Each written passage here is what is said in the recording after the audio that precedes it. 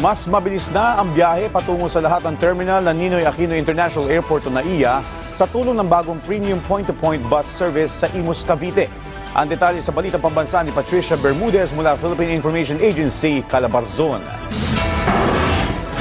Mas komportable, mas sulit at mas mabilis na biyahe. Iyan ang pangako ng pinakaunang point-to-point bus service mula Imus, Cavite patungo sa lahat ng terminal ng Ninoy Aquino International Airport. Wala po tayong isang nag-a-address dun sa mga OFW na karamihan naandito nasa mga subdivision na kung nasaan tayo para maging hawa yung kanilang paggalaw. Kaya ginagawa po namin ito para doon sa pagkilala at kung sinasabi nating bayani, ito pong mga OFW. Para sa OWA, malaking tulong ang P2P upang mapagaan ang biyahe ng mga OFW paalis o pauwi ng bansa.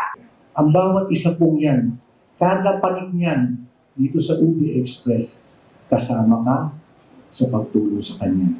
At kanyang paglipad sa bawat isang kontratang pinirmahan niya, as I've said kanina, isang bubong, isang yero ng bubong niya ang matatakpan against sa kahit na anong bagyo. Tinatayang mababawasan din ang carbon footprint o emisyon mula sa mga pribadong sasakyan dahil sa proyekto. Pero once na merong biyahe, napakamahal kaya ng transport, napakamahal ng sasakyan, mahal ang maintenance, mahal ang LTO registration, mahal ang insurance. Pero kung meron ganitong bus na siguradong paglabas mo, may masasakyan ka, hindi ka nabibili. May 8 biyahe kada araw ang mga bus na may 1.5 oras na interval mula Ayala Moste District papuntang NAIA.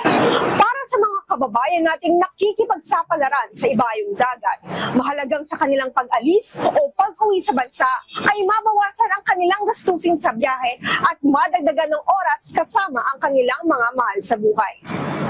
Mula sa Philippine Information Agency, Calabarzon, Patricia Bermudez, para sa Balitang Pambansa.